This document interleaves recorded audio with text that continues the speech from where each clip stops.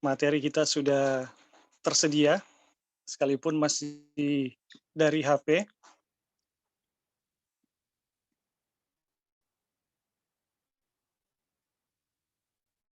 Jadi pertama-tama saya ucapkan selamat Sabat untuk kita semua. Puji Tuhan telah memberkati kita, menyediakan waktu untuk kembali belajar firman Tuhan. Dan pada saat ini kita akan belajar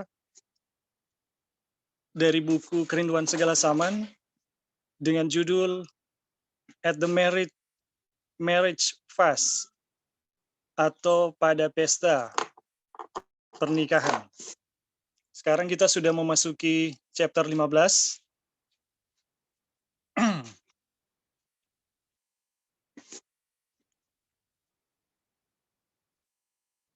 Dan sebagaimana biasanya kita akan membacakan, ya, kemudian mengambil poin-poin yang penting bagi kita yang bisa memberkati kita semua. Baik, saudara-saudara, saya akan membacakan untuk beberapa kutipan. Yang pertama, apa bisa dengar?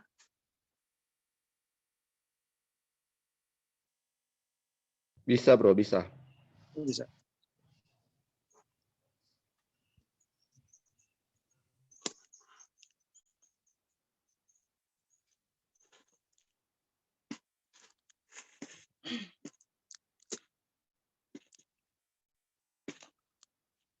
Oke, baik. Kita akan mulaikan paragraf pertama dan kedua. Oke, bisa, Li. Mantap. Baik. Yesus tidak memulai pekerjaannya dengan sesuatu pekerjaan besar di hadapan Sanhedrin di Yerusalem. Di sebuah kumpulan rumah tangga di suatu kampung kecil di Galilea, kuasanya dinyatakan untuk memperbesar kegirangan pesta nikah. Demikianlah ditunjukkan simpatinya kepada manusia dan hasratnya untuk melayani demi kebahagiaan mereka. Di padang belantara pencobaan, ia sendiri telah meminum dari cawan malapetaka. Ia pergi memberikan kepada manusia cawan berkat.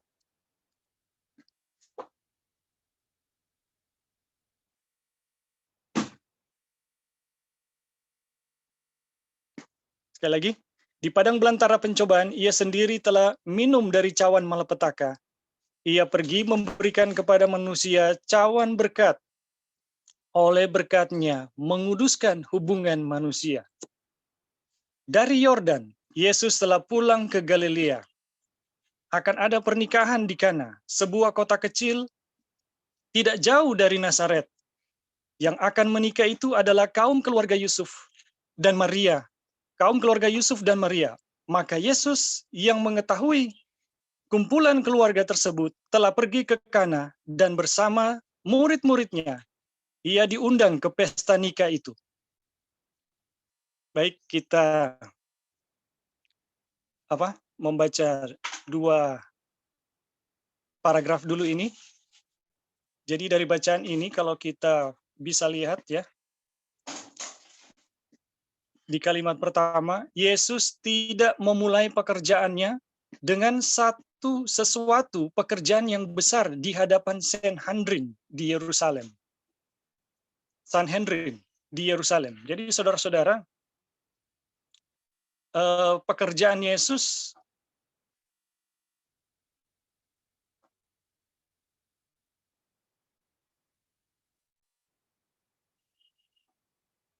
sudah.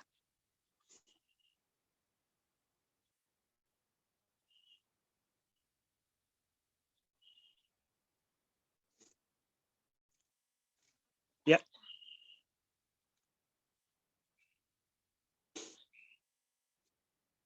Mantap, Blik. Terima kasih untuk Saudara Lauri. Jadi kita kembali ya. Jadi dari paragraf ini kita bisa pelajari bahwa pekerjaan Yesus itu tidak dimulai dari sesuatu pekerjaan yang besar. Jadi ketika Yesus mempersiapkan pekerjaannya pada kekekalan, dan ketika dia masuk ke dunia untuk memulai pekerjaan, itu tidak langsung dengan sesuatu yang yang heboh atau yang besar. Dari sini kita bisa lihat bahwa pekerjaan Yesus itu dimulai dari sesuatu yang bisa dibilang sederhana ya, tidak wah gitu. Nah, kalau di sini dikatakan Yesus tidak mulai pekerjaannya dengan satu pekerjaan besar di hadapan Sanhedrin di Yerusalem. Saudara-saudara, kalau kita melihat apa ini Sanhedrin, Sanhedrin ini adalah majelis kehormatan agama maupun intelektual dari bangsa Yahudi. Jadi, kalau ada orang-orang yang bisa masuk di dalam majelis ini, orang-orang ini adalah orang-orang yang betul-betul terhormat. Dan kalau ada orang yang melakukan pekerjaannya, ya, bisa diakui oleh Sanhedrin, apalagi sekelompok Sanhedrin, majelis terhormat dari Sanhedrin, itu berarti orang itu punya pekerjaan yang luar biasa, diakui oleh majelis yang tertinggi dari satu bangsa. Nah, Yesus ketika memulai pekerjaannya, itu tidak mulai dari situ gitu. Tetapi Yesus mulai dari satu kumpulan rumah tangga di suatu kampung yang kecil. Ya. Di Galilea. Kuasanya dinyatakan untuk memperbesar kegirangan pesta nikah. Demikianlah ditunjukkan simpatinya kepada manusia dan hasratnya untuk melayani demi kebahagiaan mereka.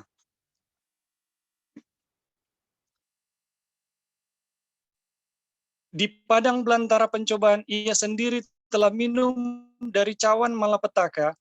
Ia pergi memberikan kepada manusia cawan berkat. Oleh berkatnya menguduskan hubungan manusia. Jadi saudara-saudara, pekerjaan Yesus itu mulai dari hal yang sederhana, kecil, tidak wah, tetapi semua itu menunjukkan bagaimana hasratnya untuk melayani dan memberkati manusia. Baru dari paragraf ini kita bisa mendapatkan kabar baik, itu pada kalimat, di padang belantara pencobaan ia sendiri telah minum dari cawan malapetaka. Ia pergi memberikan kepada manusia cawan berkat. Oleh berkatnya menguduskan hubungan manusia. Nah, ini satu kabar baik bagi kita ya saudara-saudara, bahwa berkat-berkat yang kita terima ya sebagai manusia itu ternyata merupakan hasil dari bagaimana penderitaan yang Yesus alami. Dan dalam kutipan ini dikatakan di padang belantara Yesus meminum dulu cawan malapetaka, baru dia melangkah untuk memberkati umat manusia. Wah, ini kabar baik buat kita semua. Bahwa untuk memberkati kita, Yesus telah memulai dengan bagaimana meminum cawan malapetaka di padang belantara. Baru di poin yang paragraf kedua, dari Yordan, Yesus telah pulang ke Galilea.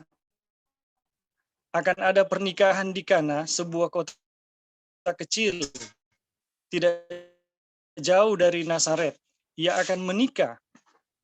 Itu adalah kaum keluarga Yusuf dan Maria. Maka Yesus yang mengetahui kumpulan keluarga tersebut telah pergi ke Kana dan bersama murid-muridnya. Nah, dari sini kita bisa lihat ya bahwa Yesus sang juru selamat itu di dalam memberkati itu mencari kesempatan. Dan bagaimana dia mencari kesempatan untuk memberkati? Dia pergi pada acara-acara sosial. Dan acara sosial yang dalam hal ini itu adalah pernikahan. Jadi saudara-saudara, sifat Yesus yang Yesus tunjukkan dari paragraf ini,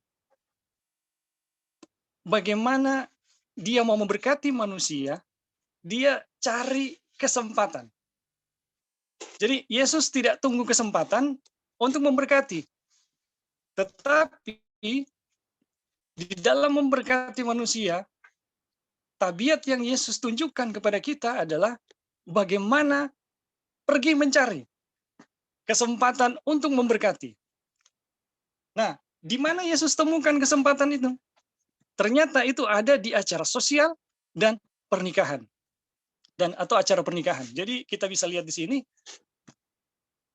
acara sosial itu tidak tidak alergi gitu terhadap Yesus. Yesus tidak alergi terhadap acara sosial, dan Yesus tidak anti upacara pernikahan. Malahan di sini kita bisa belajar bahwa ternyata waktu-waktu seperti itu dijadikan kesempatan untuk Yesus supaya dia bisa membagikan berkat yang dia telah miliki, supaya orang-orang yang juga bertemu dengan dia itu bisa turut diberkati juga. Jadi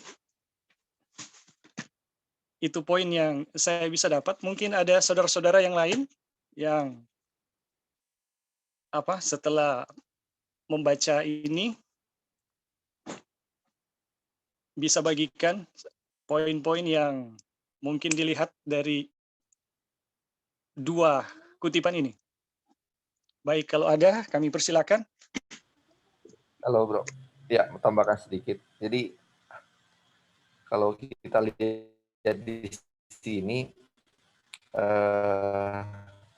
kenapa ya kok mujizat pertama Yesus, dia punya pelayanan pertama kayak bukan ke rumah duka ya, tapi ke rumah pesta, apa namanya, kan kebanyakan maksudnya ini kalau pesta pernikahan biasa dihubungkan dengan hal-hal duniawi kan, kok dia pergi ke situ ya?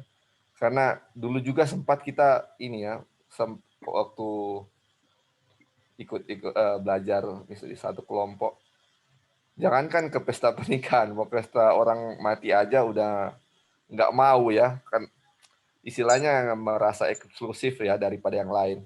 Tetapi dengan contoh ini di mana dia pergi dulu ke pesta pernikahan, di mana dia mau bersosialisasi ya dengan orang lain, bukan langsung dengan misalnya KKR besar atau dengan dia punya misteri. Makanya dia bilang mulai pekerjaan dengan di hadapan saya Henry ya, langsung ke orang-orang yang berhubungan dengan agama, tetapi justru dia mulai dengan bersosialisasi dulu, nggak langsung khotbah di mana-mana, tetapi dia punya hubungan dulu dengan masyarakat. Itulah yang pertama dia coba ya. Makanya ini pelajaran untuk kita juga ya dari awal ini, di mana kita punya hubungan dengan orang atau bersosialisasi itu sangat penting sebelum Jadi kita melakukan pelayanan ya.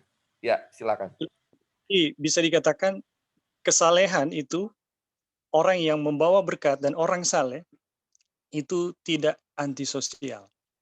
Iya, betul sekali. Tidak antisosial. Saya bilang begitu ya. Nah, dan Yesus adalah teladan kita ya. Teladan kita di dalam hubungan sosial dengan masyarakat. Bagaimana kita harus berhubungan ya. Ternyata di dalam acara-acara seperti ini, kesalehan Yesus itu nggak ternodai. Malahan acara-acara sosial itu menjadi berkat. Ya, acara-acara sosial itu menjadi berkat bagi orang-orang yang berada di situ. Baik, mungkin masih ada lagi, kami persilahkan. Ya, Ya, halo Ebing. oh silakan Oh, Jo. silakan. Ya cuma mau tambahkan oke. bahwa acara pesta pernikahan atau pernikahan ini kan adalah satu lembaga yang Yesus sendiri lembagakan sejak di Eden kan.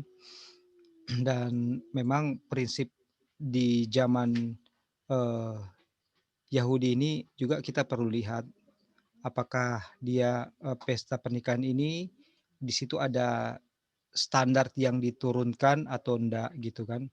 Karena kalau misalnya satu pesta pernikahan juga misalnya sudah dibikin di mana melanggar prinsip bahwa kita tidak diutus ke situ tapi kita pergi, nah itu lain cerita karena berbagai tempat, berbagai budaya itu dia punya pesta pernikahan berbeda-beda. Dan orang Yahudi ini kemungkinan besar di situ kalau ada seseorang datang ke situ dia bisa melihat pesan daripada lembaga pernikahan di Eden yang juga Tuhan Yesus bawa dalam hubungannya dengan gereja. Jadi kita juga pertama kita tahu bahwa prinsip yang benar dari pernikahan itu adalah bagaimana Tuhan menyatukan pria dan wanita menjadi satu kesatuan dan tidak bisa dipisahkan oleh manusia. Di situ pelajaran yang sangat indah sebagaimana Yesus dengan gerejanya. Tapi kita juga harus bisa melihat kontekstual bahwa berbagai tempat, budaya, lokasi, dan tempat di mana itu diadakan atau dia punya kalau di situ misalnya ada pesta dansa kayak zaman dulu-dulu ya tahun 80-an kalau pernikahan. Nah itu mungkin perlu jadi tanda tanya kan karena masih zaman Belanda tapi sekarang kan sudah enggak. Nah ini cuma salah satu contoh gitu ya. Jadi tetap kita juga ada kebijaksanaan dari Tuhan bahwa pesta pernikahan itu adalah lembaga yang Tuhan bentuk di Eden, tapi tempat, situasi apa semua juga harus kita lihat di situ gitu. Ini mungkin enggak boleh langsung kita pukul rata karena kita juga harus lihat situasi gitu kan. Yang jelas motifnya adalah kalau dari lembaga itu sendiri kalau diadakan dengan benar itu adalah lembaga yang Tuhan berikan dan berkati dari Eden. Itu saja ya. Terima kasih. Oke, baik, terima kasih. Tadi dari Joy. Mungkin ada tambahan, Joy? Iya. Jadi kita lihat di sini Tuhan Yesus kan tidak mulai dari Sanhedrin di Yerusalem dan kita tahu itu bangsa Yahudi. Tapi dia mulai ministrinya mulai di family kalau kita lihat di sini. Jadi saya waktu baca ini menarik juga dia punya aplikasi yang kita bisa lihat yang mana sometimes orang kalau misalnya sudah belajar banyak gitu.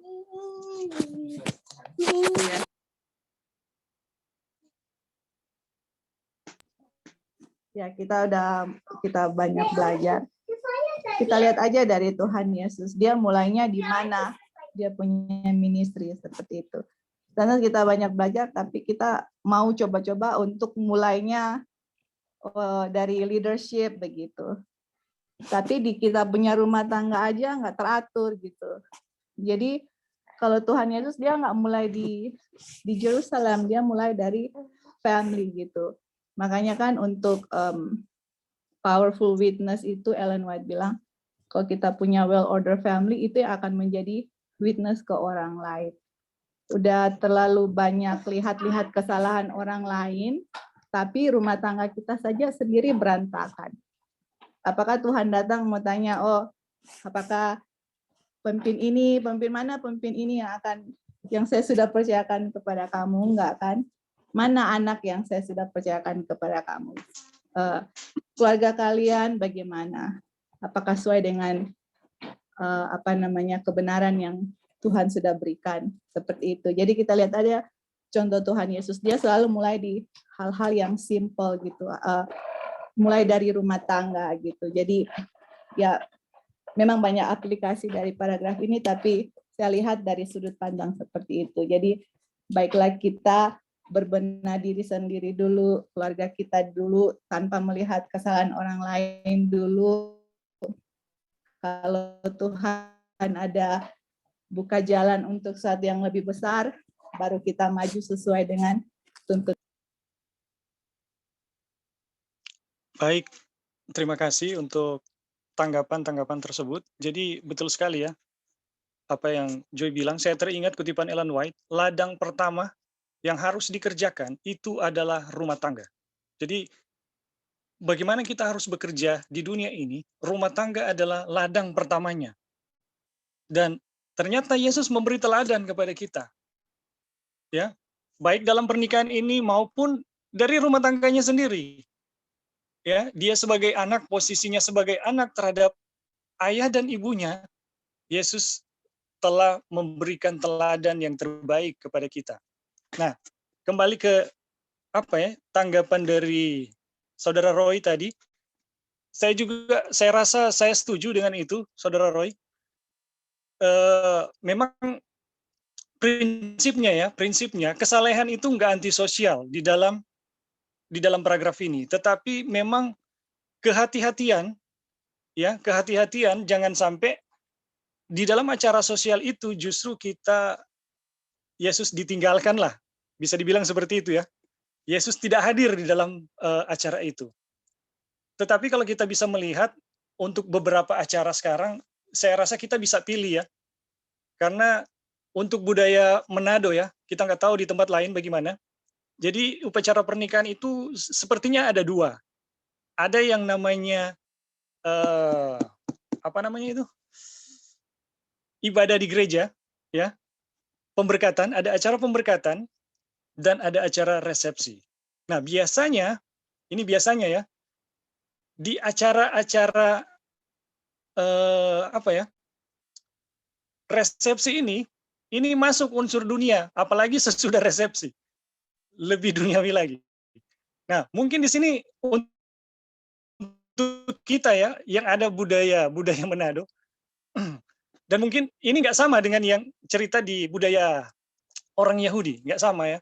Tapi untuk kita di Manado, saya kira kita punya pertimbangan untuk memilih gitu, untuk memilih mana yang terbaik gitu. Nah, di dalam kesadaran kalau ternyata itu sudah tidak membawa Yesus hadir bersama-sama dengan kita di acara itu, saya rasa kita harus juga ya nggak bisa masuk gitu. Nah, saya sendiri pernah diundang untuk hadir satu acara pernikahan dan saya tidak hadir. Kenapa tidak hadir? Karena saya tahu persis pernikahan itu dibuat di atas kesalahan. Ya, saudara-saudara bisa tahu itu apa, mungkin bisa mengerti. Tapi saya tahu itu dibuat di atas kesalahan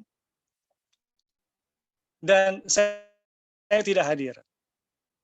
Jadi ya reaksi saya adalah ya saya tidak mau terlibat di dalam dosa yang dilakukan ya. Saya tidak mau terlibat dengan menghadiri acara pernikahan itu.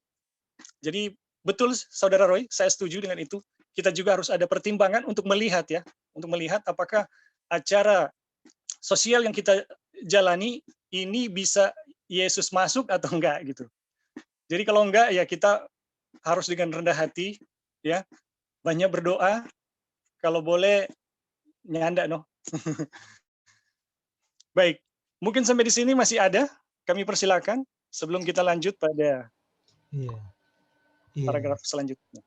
Ya, jadi satu yang penting adalah bahwa ini adalah kesempatan bagi Tuhan Yesus untuk dia memuliakan nama Tuhan.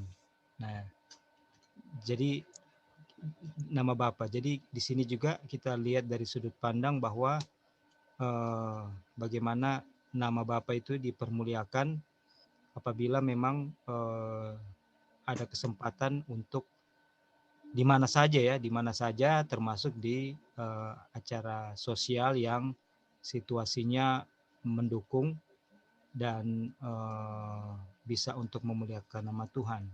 Karena kita ingat di cerita waktu waktu Yohanes Pembaptis itu, dia itu waktu itu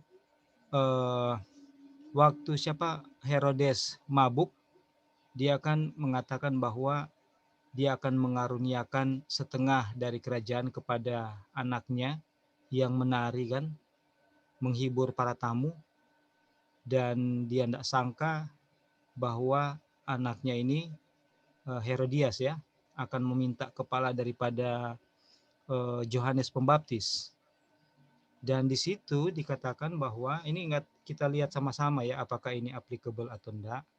Kita lihat bahwa pada saat itu sebenarnya Herodes tidak rela untuk memenuhi permintaan ini, tapi karena dia punya perkataan sudah dia keluarkan bahwa apa yang anaknya minta bahkan setengah dari kerajaannya mau dikasih, dan anaknya minta itu, dia juga punya bukan gengsi tapi kehormatannya yang dia rasa dia jaga, sehingga dia walaupun kedalaman hatinya dia tidak mau untuk melakukan ini, namun karena dikatakan orang-orang di dalam ruangan itu tidak ada seorang pun yang memberikan suara untuk menentang permintaan ini, maka akhirnya dia juga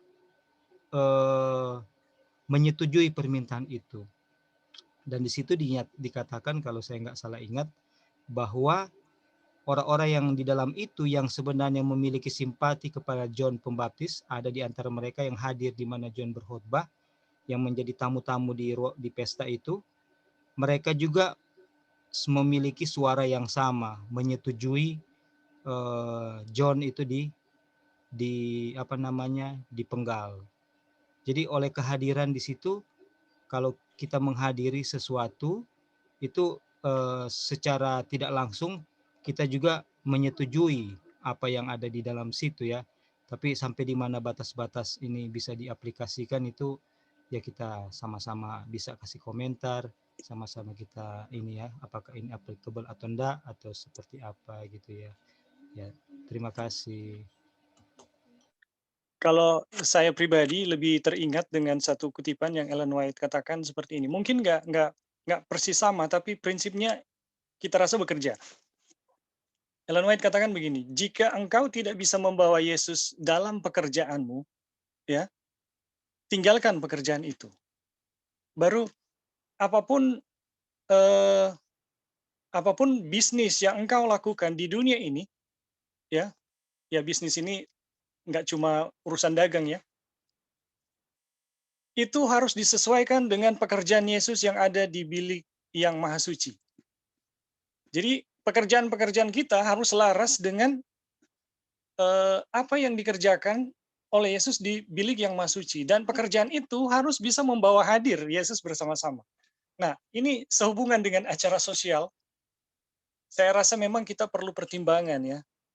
Kalau acara sosial itu seperti acara sosial Herodes yang mabuk-mabukan, saya rasa ya kita harus dengan rendah hati untuk ya tidak bisa. Kita nggak bisa gitu untuk karena kita yakin Yesus tidak bisa hadir, apalagi acara sosial seperti apa ini yang dibuat oleh cucu Nebukadnezar, ya mengambil cawan dari Ka'bah dan memabuk-mabukan dengan cawan yang kudus itu. Jadi kita rasa ini sesuatu yang tidak bisa ya. Nah, saya rasa contoh dari acara sosial ini adalah betul ya Saudara Roy, di mana kita sebagai umat Tuhan itu bisa membawa pengaruh positif, ya, pengaruh positif kepada acara sosial itu. Nah, Yesus di sini kita juga bisa lihat dia hadir di mana berkatnya bisa diterima gitu dan kemuliaan Tuhan itu dinyatakan. Jadi kita pun harus hitung-hitung pengaruh ya. Pengaruh kita di dalam acara sosial. Dan kalau bicara seperti ini memang seperti yang kemarin ya kita bicara bahwa pembahasan kemarin yang Lali bawa bahwa di dalam pelayanan ini kan Yesus masuk pelayanan, itu peperangan gitu. Jadi kalau kita dengan pengaruh yang sedikit, pengaruh yang masih kurang, kemudian masuk ke medan perang yang butuh kekuatan yang sangat besar, ya kita rasa kita bisa kalah gitu. Tapi kalau kita adalah orang-orang yang pengaruhnya ya sangat kuat ya di dalam satu keadaan seperti Yesus, seperti Daniel, ya kita rasa kita bisa membawa kemuliaan bagi nama Tuhan. Ya, mungkin seperti itu dulu. Kalau masih ada, dipersilakan kita akan lanjut. Iya, thank you brother. Betul sekali. Jadi jangankan ke apa namanya ke luar ya, ke sosial. Kayak yang tadi Joy sampaikan, di dalam keluarga aja masing-masing kita kan ada posisi sebagai kepala rumah tangga, ibu rumah tangga ya. Kalau kita tidak bisa memuliakan Tuhan, ya kan, bagaimana kita bisa bertanggungjawabkan. Kemudian misalnya kita juga berfellowship, beribadah dalam gereja bersama-sama. Tapi di gereja kita banyak bercerita gitu, banyak ngobrol, bikin acara apa sendiri. Ini kita ingatkan pengalaman dulu ya, pengalaman dulu kan, sudah ketemu teman gitu, selama anak berkuliah itu akhirnya ngobrol gitu. Nah itu di situ saja ndak memuliakan Tuhan. Nah, tapi yang perlu diangkat juga adalah bahwa kalau kita punya beban untuk jiwa Tuhan kasih kepada kita karena kita sudah merasakan kemurahan Tuhan dan kita mau share kepada orang, bahkan di dalam situasi, ya tentu kita tidak terbatas di keluarga dan di fellowship kita di Bible study atau gereja jemaat di mana kita berada ya, tapi kita juga harus seek opportunity untuk ketemu dengan orang atau tinggalkan zona nyaman kan, istilahnya Tuhan Yesus tinggalkan zona nyaman untuk bisa menjadi berkat bagi jiwa-jiwa, dan salah satunya adalah cara sosial yang sesuai dengan apa namanya, yang memungkinkan untuk hadirat Tuhan ada di situ juga gitu ya. Oke, terima kasih. Ya, baik. Jadi seperti yang saya katakan tadi, ada peran pengaruh ya, seberapa besar kekuatan pengaruh kita. Jadi saya punya pengalaman, ya kita punya pengalaman, tapi mungkin semua panjang. Tapi intinya kita punya pengalaman dulu untuk acara di gereja ya. Jadi kita dengan teman-teman itu ya terbilang kelompok kecil dengan teman-teman yang mayoritas kelompok yang duniawi lah gitu. Anehnya begini, ketika kita masuk di dalam acara sosial, entah ibadah gereja atau ibadah mingguan, mereka ribut. Tapi ketika kita masuk, mereka semua diam. Nah, kita juga sempat saksikan berapa hari lalu kepada Lali, bagaimana kami, Torang itu punya pengaruh di acara apa ya, malam budaya perkemahan PA Kota Manado. Itu pengaruh kita bisa mempengaruhi sehingga budaya yang biasanya, kebiasaan yang biasanya membuat malam budaya itu nggak jadi. Mereka maunya sharing, Bible study, dan berdoa. Jadi kita melihat di situ peran seberapa besar pengaruh kita. Jadi mungkin ini yang perlu dipertimbangkan ya. Kalau kita pengaruhnya kecil, ya mungkin sebaiknya mungkin bangun dulu pengaruhnya ya. Bentuk dulu bersama-sama dengan Tuhan, dan baru kita masuk. Kita juga nggak bisa sembarangan ya. Sembarangan juga bisa fatal nanti bakalan. Kita mau jadi saksi, tapi ternyata kita nggak punya kesaksian gitu. Ya mungkin seperti itu dulu ya. Kita udah mau lanjut, bagaimana? Sob boleh? Iya. Bing. Boleh tambah sedikit sebelum lanjut? Boleh, silakan. Iya. Jadi interesting sekali dia punya bacaan ini mengenai pengaruh dan semuanya itu. Jadi langsung kepikiran kita juga ya, yang mana Tuhan Yesus kan mulai kecil dulu, baru yang besar gitu. Jadi sometimes kita juga ya dulu berpikir, mau melakukan sesuatu yang besar gitu, yang sampai bukan hanya besar, sangat besar gitulah ya, mau melakukan sesuatu yang untuk pekerjaan Tuhan gitu, tapi yang big gitu. Jadi kalau nggak big itu kayak rasanya kayak gimana gitu. Tetapi pas mempelajari pelajaran mengenai keluarga ini, itu sangat ditegur sekali sama Tuhan, yang mana prinsip Alkitab kan bilang setia dulu dalam perkara besar kecil, baru Tuhan akan kasih perkara besar. Jadi perkara besar itu bukan sesuatu yang maksudnya untuk menyombongkan diri, enggak, itu satu hal yang sincere dengan sungguh-sungguh. Iya, yang mau lakukan untuk Tuhan karena apa yang Tuhan sudah lakukan gitu ya. Tapi pas belajar keluarga ini kita sangat ditegur sekali sama Tuhan, yang mana kalau di kecil-kecil pun enggak faithful, bagaimana saya mau kasih satu hal yang besar sama kamu seperti itu. Aduh, jadi ini paragraf pertama ini deep sekali untuk saya, yang udah another witness lagi yang Tuhan sudah tunjukkan, yang mana Tuhan Yesus aja sudah kecurahan Roh Kudus ini tanpa batas, asitoh dia tidak mulai di sesuatu yang besar gitu kepada leadership. Dia mulai di sesuatu yang kecil. Jadi ini cukup menemplak juga. Dan misalnya contoh ya yang tadi Kak Roy bilang, kita itu punya passion for the soul. Memang betul kita orang semua mau untuk share yang orang kasih ya. Terus misalnya nih saya pergi ke gereja misalnya, saya mau punya passion for the soul kan, mau share apa yang kita dapat selama ini.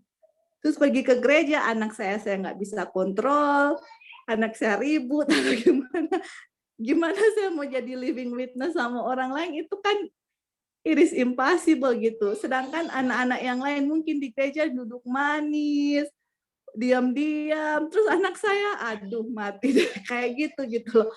Apakah orang mau dengar saya mau bilang, oh tolong belajar The Third Angel's Message. Aduh itu ridiculous ya, satu hal yang orang bilang lucu gitu, maksudnya lucu tapi lucunya bukan lucu apa ya itu ridiculous gitu. Jadi yang kita dapatin adalah fix dulu gitu loh di dalam rumah. Kamu bisa nggak order hal-hal yang kecil, baru mau coba atur yang besar gitu loh. Kalau hal kecil kamu nggak bisa, you cannot do it gitu loh. Mau bikin apapun itu nggak akan powerful kamu punya message. Karena orang lihat kan living, orang punya testimoni dulu. Orang mau lihat kita itu gimana gitu. Practicality-nya, saya punya kehidupan, anak-anak, suami istri bagaimana, baru mereka akan datang tanya, wih, saya lihat kamu punya keluarga begini, gini. Apa can you guys share apa yang kalian dapat atau gitu. Nah, itu opportunity. Tapi kalau ke gereja aja udah kacau, ya forget about it gitu, Jadi makanya Tuhan Yesus mulainya dari suatu yang kecil, yang simple, baru efeknya akan lebih besar. Kalau kita lempar batu orang bilang di kolam atau apa, lihat aja dia punya efek. Kecil baru besar kan, seperti itu. Jadi efek di dalam kita pribadi, keluarga, anak-anak itu, kalau itu sudah sesuai dengan kehendak Tuhan, itu yang lain-lain itu gampang sekali Tuhan akan bukakan jalan gitu. Oke, thank you, Ebin. Baik, terima kasih untuk tanggapannya. Saya sebenarnya sudah tertarik mau lanjut, tapi tanggapan Joy ini membuat saya ingin juga menambahkan, ya, lebih memperjelas. Saudara-saudara, memang penting sekali ya memulai dari keluarga. Saya mau kasih kesaksian bahwa beberapa waktu yang lalu, beberapa tahun yang lalu, saya dikasih kesempatan oleh pendeta wilayah. Nah, pendeta wilayah ini dia melawat ke rumah, ya, berkunjung. Kebetulan waktu itu kita tinggal di Tumpaan, dan yang terjadi adalah dia merasa ya kita yang lawat ke dia gitu. Nah, waktu dia merasa seperti itu, dia minta sama saya, kalau boleh bawa dong pekabaran di wilayah jemaatnya. Dan waktu dikasih kesempatan, ya kita dikasih kesempatan untuk bawa pekabaran. Yang waktu itu saya kasih tentang eskatologi, ya, peristiwa-peristiwa akhir zaman. Dan betul saudara-saudara, kita bisa saksikan kuasa dari pekabaran malaikat ketiga, ya, dengan subtema eskatologi itu satu jemaat itu bisa bertobat, ya. Tetapi dengan catatan saya buat persiapan beberapa hari sebelum berbicara. Jadi kalau saya buat persiapan beberapa hari sebelum berbicara dan persiapan itu jadi, kita melihat, waduh, efek dari pekabaran itu tidak ada yang keras hati, ya saudara-saudara. Saya bisa bilang tidak ada orang yang keras hati. Semuanya itu dipukul dalam tanda kutip oleh Roh Kudus. Dan kita bisa bilang semuanya bertobat. Nah, ketika melihat efek seperti itu, ya setan nggak tinggal diam. Setan nggak tinggal diam. Bagaimana dia bekerja? Ini saya sudah konfirmasi, ya, sama istri saya di samping. Setan bekerja tanpa disadari oleh istri saya. Dia telah menjadi penghalang. Ya, telah menjadi penghalang terhadap pekerjaan yang seharusnya besar. Tapi saudara-saudara, ini istri saya di samping. Jadi jangan khawatir. Jadi betul sekali, ya saudara-saudara.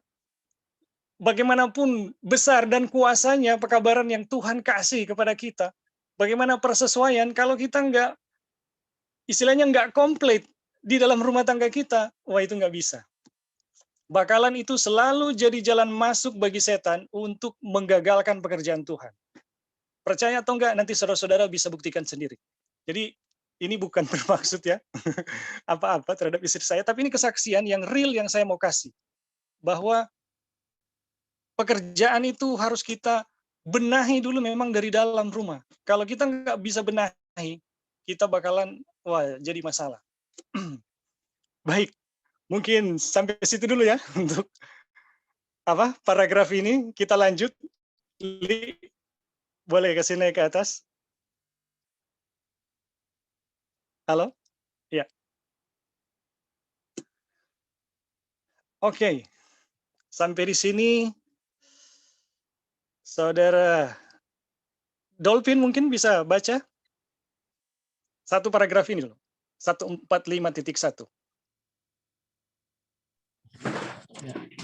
Oke.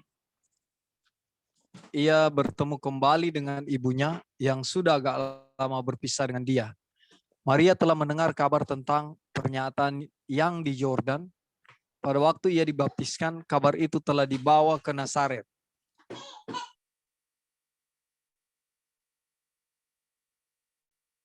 Ya, halo. Oke. Terus? Dan telah mengingatkan kembali kepadanya segala peristiwa yang telah sekian tahun lamanya tersimpan di dalam hatinya. Seperti halnya dengan semua orang Israel, Maria tergerak sekali hatinya oleh pekerjaan Yohanes Pembaptis. Ia masih mengingat betul nubuatan yang diberikan pada waktu kelahirannya. Kini hubungannya dengan Yesus menyalakan pengharapannya kembali. Tetapi kabar telah sampai juga kepadanya tentang kepergian Yesus yang penuh rahasia itu ke padang belantara, dan ia telah disusahkan oleh banyak kekhawatiran. Sampai situ, ya? Atau terus? Ya, sampai situ. Jadi dari paragraf ini, apa yang Saudara Dolphin bisa kasih? Ya, ini kita lihat ceritanya, ya.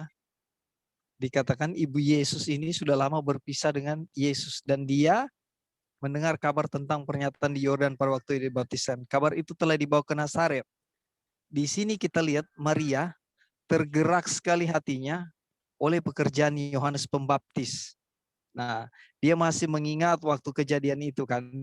Dan Yesus, hubungannya dengan Yesus itu menyalakan pengharapannya kembali. Tetapi kabar telah sampai juga kepadanya tentang kepergian Yesus yang penuh rahasia itu. Di sini yang ini kan cerita ya. Ini cerita.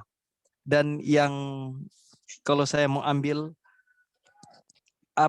jadi satu pertanyaan, apakah Maria tidak tahu tugas apa yang akan Yesus jalankan di dunia ini? Sehingga di paragraf di bawah itu dia tulis begini.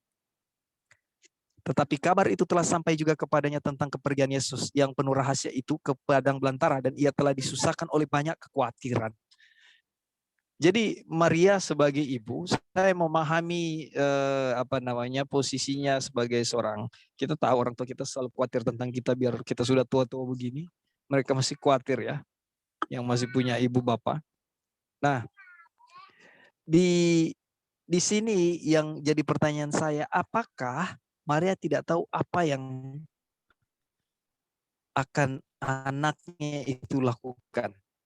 Tugas utamanya dia apa itu? Apakah? Nah, sementara Yohanes Pembaptis sudah mendahului pekabaran tentang Yesus itu, tentang domba itu. Nah, ini sih yang saya lihat sementara ya. Mungkin ada yang bisa bantu jawab atau ada yang melihat poin yang lain. Silakan. Oke, terima kasih Saudara Dolphin. Jadi apakah Maria tahu gitu tentang pekerjaan Yesus sepenuhnya atau tidak ya? Ada yang bisa jawab? Ada yang bisa membantu untuk memberikan jawabannya? Kami persilakan. Jawabannya mungkin di paragraf selanjutnya.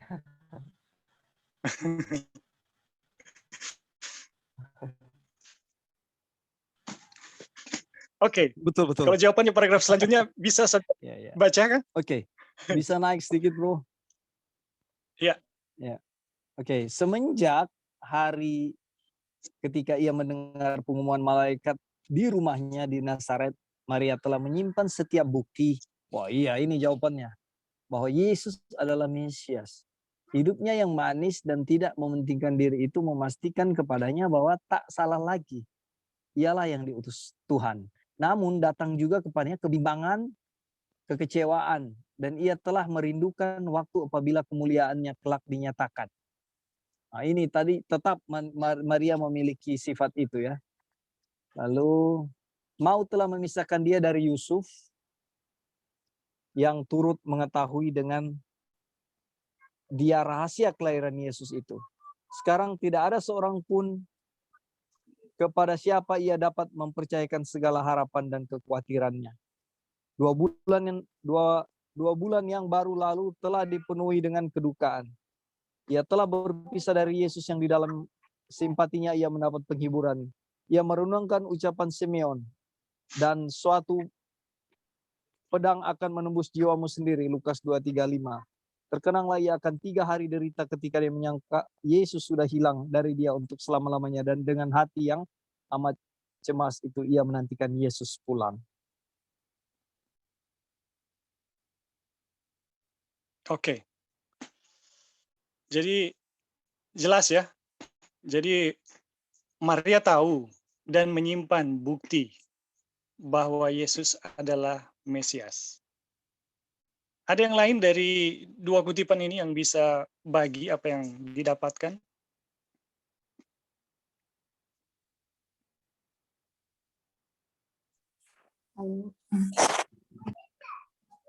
Bisa dengar?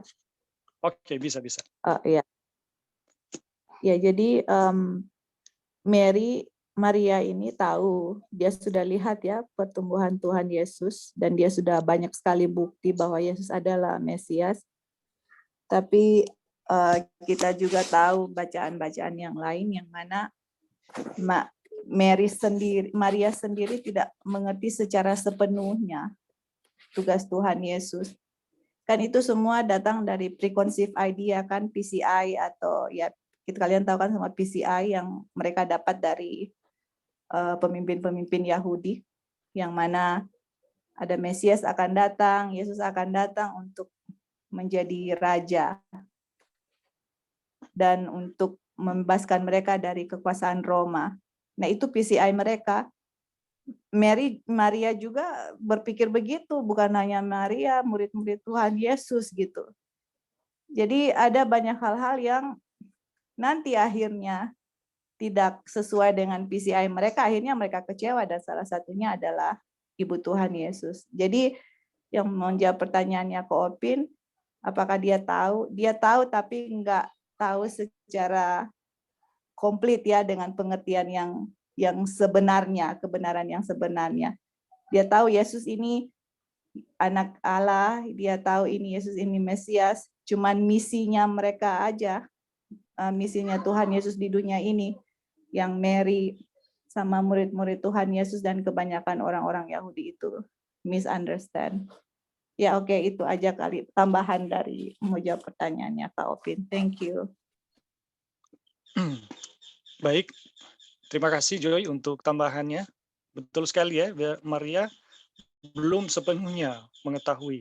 Tapi dia tahu, tapi belum komplit. Oke, kalau masih ada lagi kami persilakan Iya, yang mau menambahkan. Ini bro, Maria tahu kan bahwa itu Mesias dari sebelum dia lahir pun, sebelum Yesus lahir pun sudah dikasih tahu kan kepada dia. Terus dari Yesus punya karakter, ya ini dia bilang ini tak salah lagi, ia diutus Tuhan. Tetapi inilah ya, kalau kita bisa bilang kayak kurang iman ya, dia mau melihat yang lebih, kayak kalau ini Tuhan, ini yang diutus, harusnya ada sesuatu kan yang bisa dilihat, tanda-tanda bahwa dia raja, sama seperti murid-murid yang lain juga. Mereka ikut juga tahu ini kan jadi raja Yahudi, jadi kayaknya sesuatu, makanya ini bimbang ibu, kayak rendah, ini anak saya ini udah jadi raja orang Yahudi, tapi itulah ya, makanya manusia kadang-kadang melihat dari apa yang dia lihat, walaupun sebenarnya dari hati sudah diyakinkan, tetapi mata jasmani melihat, aduh, kayak nggak sesuai dengan apa yang mata rohani lihat ya. Ya mungkin itu yang Maria sedang alami waktu itu. Bro, ini ada yang penting ya. Saya sering dengar Brother Roy juga sering ungkapkan ini ya waktu Bible study.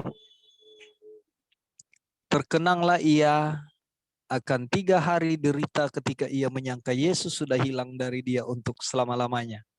Ingat enggak, kan saudara-saudara pasti ingat ya peristiwa ketika Maria kehilangan Yesus kecil waktu dalam perjalanan mereka mau pulang, dan di waktu itu 3 hari kemudian baru mereka menemukan Yesus. Ini aplikasi rohani yang pengalaman secara pribadi saya rasakan waktu itu. Jadi waktu kita melakukan hubungan dengan Tuhan melalui renungan pagi, renungan malam, dan berbulan-bulan, bertahun-tahun, ritme yang ada di situ itu terjadi terus. Lalu tiba pada satu waktu di mana ritmenya hilang. Ya, hilang 1, 2, 3 kali, 4 kali hilang. Saudara, yang saya rasakan, mau balik lagi ke ritme itu susah. Jadi kayak kita kehilangan Tuhan. Tuhan di mana? Padahal Tuhan ada. Tapi kita mau kembali ke situ. Ini pengalaman pribadi ya. Itu dalam hal koneksi, hubungan dengan Tuhan. Lalu ke hal kesehatan, jam tidur. Dalam waktu yang bertahun-tahun ketika kita dapat pelajaran, jam 10 kita sudah harus lelap. Karena di jam 10 sampai jam 12 itu pembentukan sel. Ya, itu kita tahu, dan kita dengan pertolongan Tuhan bisa tidur jam 9.30 sudah. Jam 9 sudah di tempat tidur, 9.30 sudah lelap, dan kita bisa menikmati pembentukan sel itu. Tiba-tiba ritme dari tidur jam 10 ini hilang. Saudara butuh berbulan-bulan untuk kembali lagi dapat berusaha dengan doa, dengan tenaga sendiri untuk kembali bisa tidur. Jam 10 sudah lelap, itu sulit sekali. Jadi jangan sampai Saya nggak tahu saudara-saudara alami ini juga, tapi saya pribadi alami ini dan saya kapok-kapok dengan hal itu karena Tuhan Yesus kehilangan dengan lalainya 1-2 kali tidak worship pagi atau worship malam, lalu tidur meleset dari jamnya dan sulit sekali. Saya bisa merasakan betapa Maria sebagai seorang ibu yang kehilangan anaknya itu mungkin tidak ditulis dia menjadi seperti orang gila, tapi saya bisa merasakan bagaimana gilanya kita kalau kehilangan anak kita, anak yang kita sayangi, di mana peristiwa-peristiwa tentang hubungan kita dengan Tuhan, tentang kesehatan yang sudah kita dengar. Itu bro, thank you. Oke. Baik, terima kasih untuk tanggapan dan tambahan yang sudah diberikan. Kalau bagi saya pribadi ya, saya melihat dari tokoh Maria, dari 2 paragraf yang sudah kita baca, itu ada yang pertama, poin yang saya bisa dapatkan adalah Maria sebagai ibu adalah seorang yang peduli dengan anaknya. Jadi Maria ini betul-betul memperhatikan anaknya gitu, peduli dengan anaknya. Kenapa? Ini Yesus sudah besar, sudah usia bisa dibilang 30 atau 27 tahun ya. Maria masih khawatir gitu, cemas menantikan Yesus pulang gitu. Wah, ini luar biasa. Ya. Dia betul-betul peduli dengan anaknya. Maria sebagai ibu ini ya, baru Maria adalah seorang ibu yang suka belajar dan merenungkan Alkitab.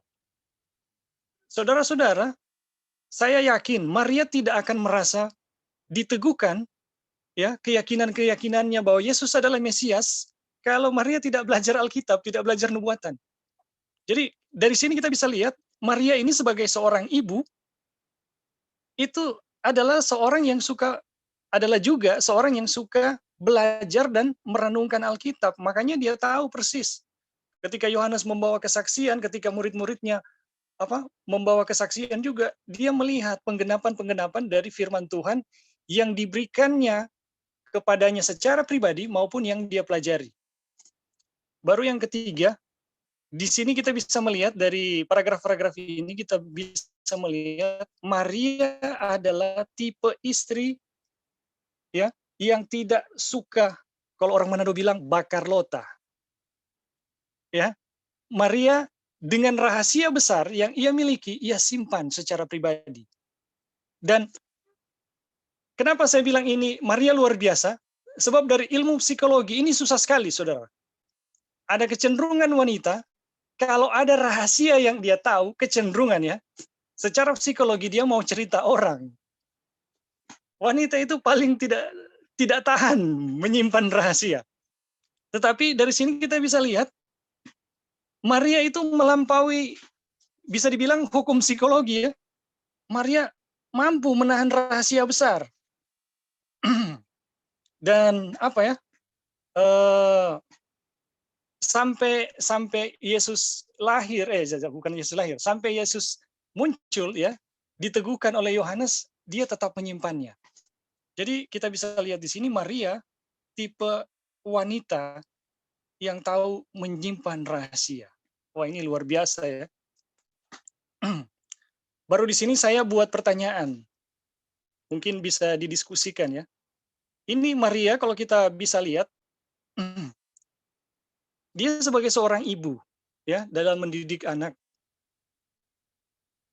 Aplikasi kepada kita, apakah tugas istri dan ibu yang berat memberi maaf untuk kita untuk tidak belajar Alkitab? Jadi apakah seorang istri atau seorang ibu bisa berdalih bahwa kita ini terlalu sibuk, jadi nggak bisa kita belajar Alkitab? Gimana tanggapan saudara-saudara? Ada yang bisa kasih jawaban?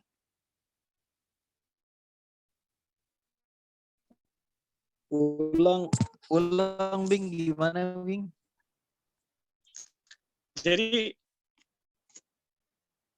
dari poin-poin itu saya dapat ada ajukan pertanyaan. Jadi melihat dari Maria ya, dia sebagai ibu, istri, ternyata adalah seorang pelajar Alkitab. Kenapa? Itu adalah Mesias. Dari penggenapan-penggenapan kesaksian Yohanes maupun murid-murid Yesus ya. Nah, tapi sekarang ada banyak ibu yang berdalih, oh kami terlalu sibuk gitu. Apakah itu bisa dimaafkan nggak gitu? Terlalu sibuk untuk belajar Alkitab, untuk apa ya? Bisa dapat belajar Alkitab. Kami terlalu sibuk, kami tidak punya waktu. Bagaimana? Ya, Kalau oke. Sebelum menjawab itu, saya juga mau lempar satu statement yang mana malah kebalikannya, Bing. Jadi ada ibu-ibu yang belajar Bible study, sudah tidak ada waktu buat anak-anak dan suami. Ini justru apa namanya? Iya benar, saya lihat ini ya. Saya lihat. Jadi konsep waktu kita mau bilang country living, kita menanam tapi justru karena Bible study sudah nggak terjadi itu menanam di country living. Karena Bible study-nya 1 hari 8 jam. Ini susah. Nah, saya mau bilang adalah begini. Waktu saya belajar dengan grup ini, awalnya itu adalah ketika saya dengar pekabaran yang Sister Joy sampaikan tentang wanita yang pendarahan 12 tahun.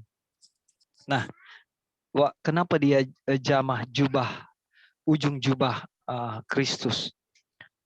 Dan saya tidak pernah tahu sebelumnya ya, bahwa di ujung jubah imam-imam itu ada firman yang tertulis, yang dibordir di situ.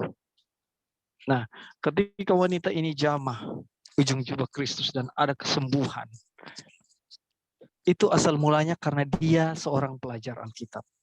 Dia belajar bahwa di ujung jubah itu ada firman Tuhan dan firman Tuhan itu menyembuhkan. Ya, sama halnya Maria. Jadi ketika kita mendapat banyak manfaat, apalagi kita yang sekarang ini yang dengan puji Tuhan dapat banyak belajar, mendapat banyak manfaat tentang pelajaran Alkitab ya, tentang bagaimana bisa menerima kecurahan Roh Kudus, bagaimana karakter Kristus bisa kita miliki. Itu tidak ada alasan untuk siapapun ya, bukan cuma ibu-ibu ya. Tidak ada alasan untuk kita terlalu sibuk. Ya.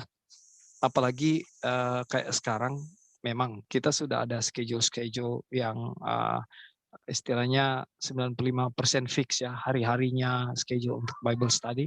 Kita siapkan waktu.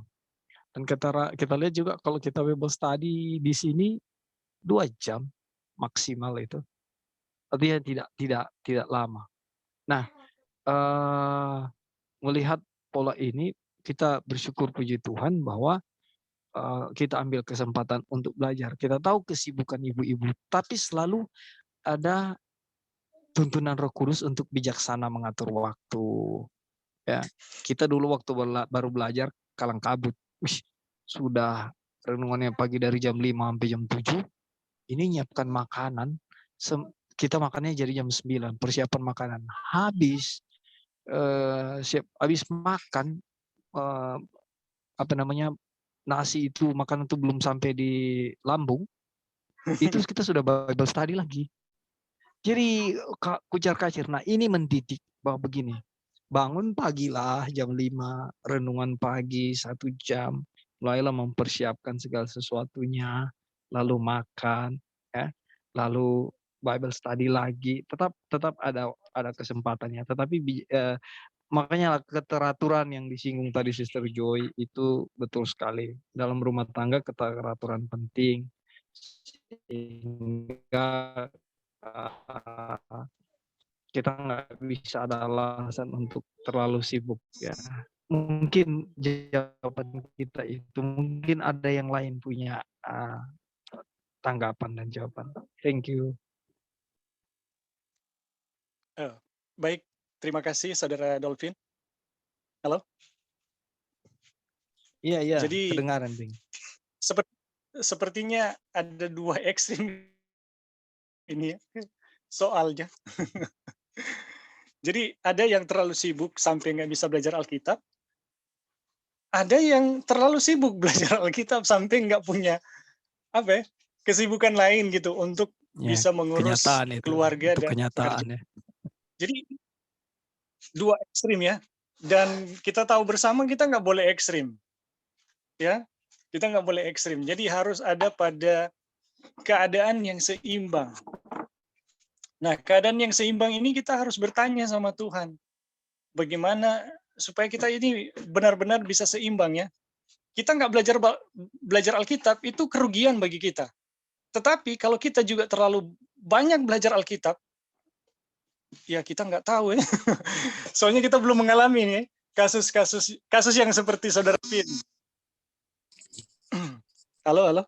Iya, kita alami ya, Halo. makanya kita berani kasih kesaksian. Kalau Iya, kita bisa dengar. belum alami, makanya aduh. Halo. Ya, putus-putus Halo, kita karena ada Saudara Ebing. teman yang Ya, silakan.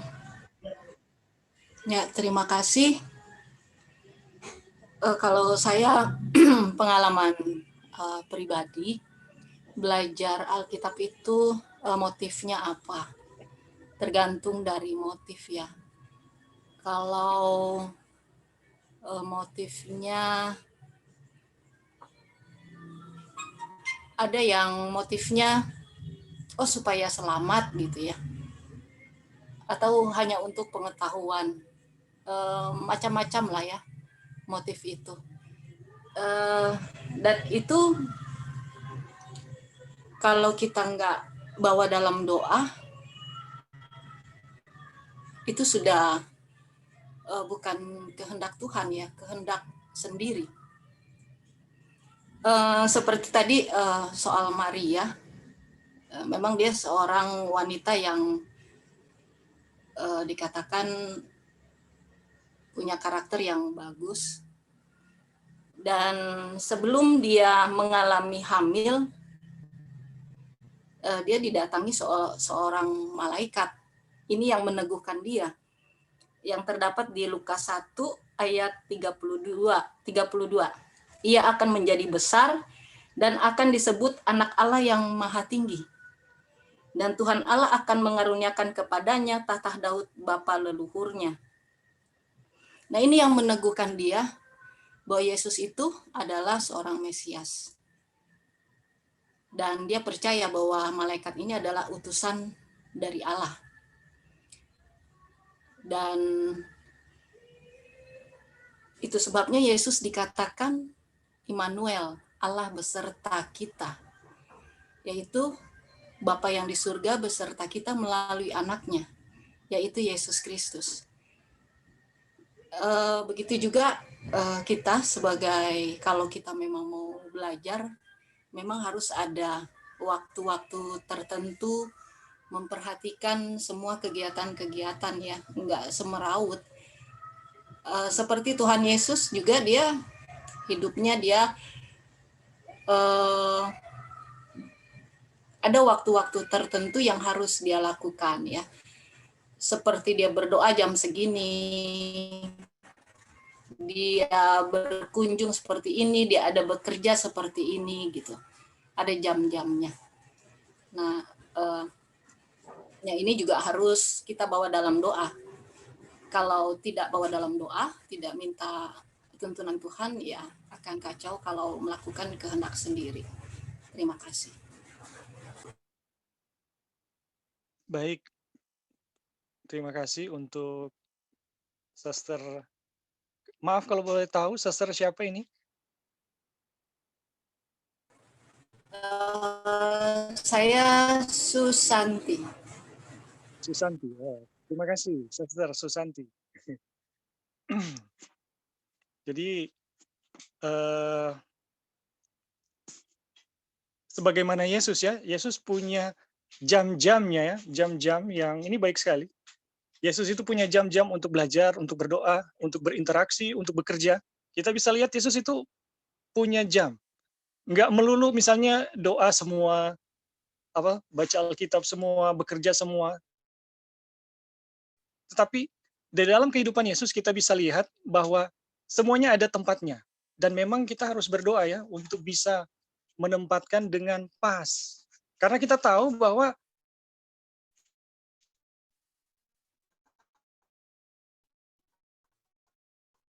setan nggak ingin, bisa saja atau bisa saja dia membuat hal-hal yang kondisi-kondisi pas itu nggak jadi gitu. Kondisi-kondisi yang seimbang itu tidak terjadi. Jadi benar ya, kita harus berdoa supaya tidak terjadi ekstremitas.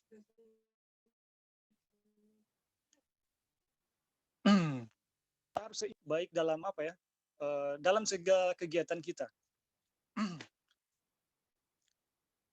Oke, mungkin masih ada lagi, kita kalau melihat waktu ini selesai. Mungkin bisa dilanjut ya. Bagaimana? Halo Ebi. Ya. Bisa dengar? Ya.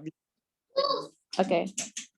Ya, mungkin sebelum tutup, kan ini pertanyaan yang Ebing ajukan, dan kebetulan tanya untuk ibu-ibu, dan saya sebagai ibu, jadi saya mau jawab pertanyaan ini sebagai ibu, yang mana kalau kita ekstrim di dalam salah satu itu tidak benar ya, dan kita tahu itu ekstrim itu tidak benar.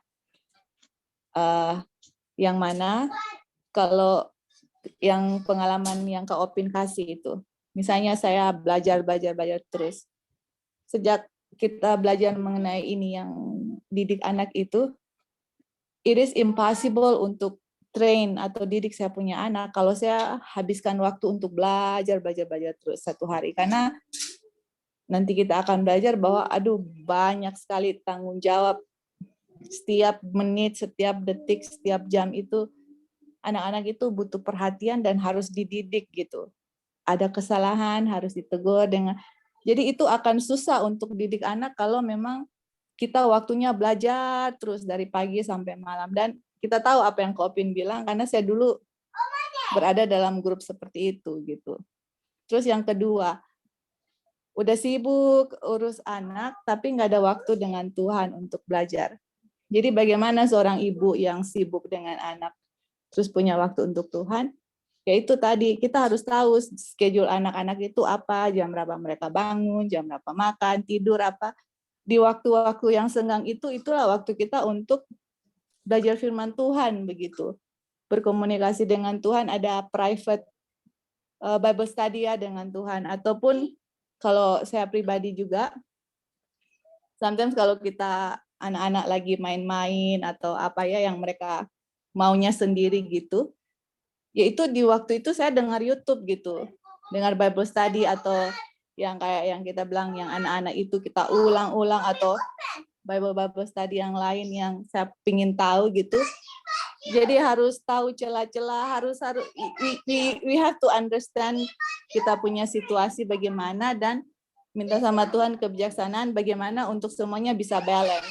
Jadi intinya semua harus balance gitu, nggak bisa berat sebelah.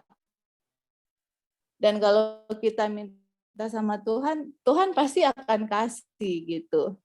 Kayak itu ya, jadi nggak ada excuse untuk belajar dan nggak bisa juga dikasih excuse untuk belajar akhirnya suami atau anak itu telantar. Itu udah big mistake yang itu. Oke, thank you. Oke, pada prinsipnya sama ya. Kita nggak boleh ekstrim.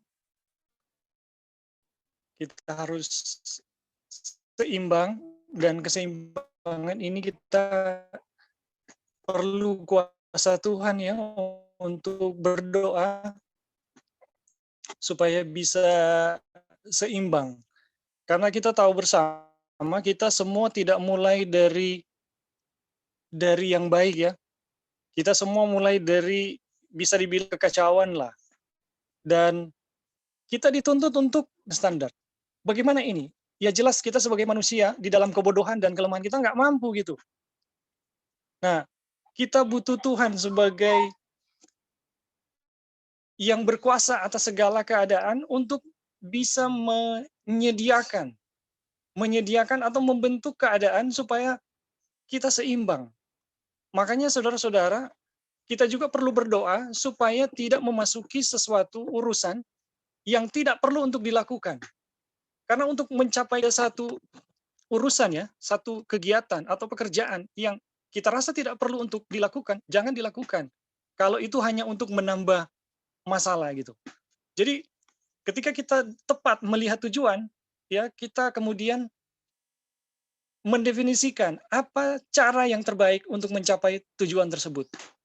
Jadi kita berdoa kepada Tuhan memberi hikmat supaya mendapatkan apa ya, untuk mendapatkan kebijaksanaan dan kuasa, dan kalau boleh Tuhan berkuasa atas keadaan, menyediakan keadaan yang terbaik untuk kita ya. Jadi bagus sekali ya, ini pelajaran yang kita pelajari. Baru sedikit ini, baru beberapa paragraf, tapi waktu sudah tidak mengizinkan kita. Kita harus mengakhiri dan melanjutkan pada Sabat yang akan datang. Jadi kita sampai di sini dulu. Tapi mungkin masih ada tambahan yang lain, kami persilahkan. Ya, mengingat hukum yang ke-10 ya, yaitu keinginan. Nah, harus sebelum melakukan sesuatu, memang harus berdoa. Ini yang saya belajar dan bersama teman-teman misioneri. Di hukum 10 itu kan keinginan untuk apa gitu, keinginan daging atau kehendak Tuhan. Jadi setiap detik itu memang harus berdoa sama Tuhan.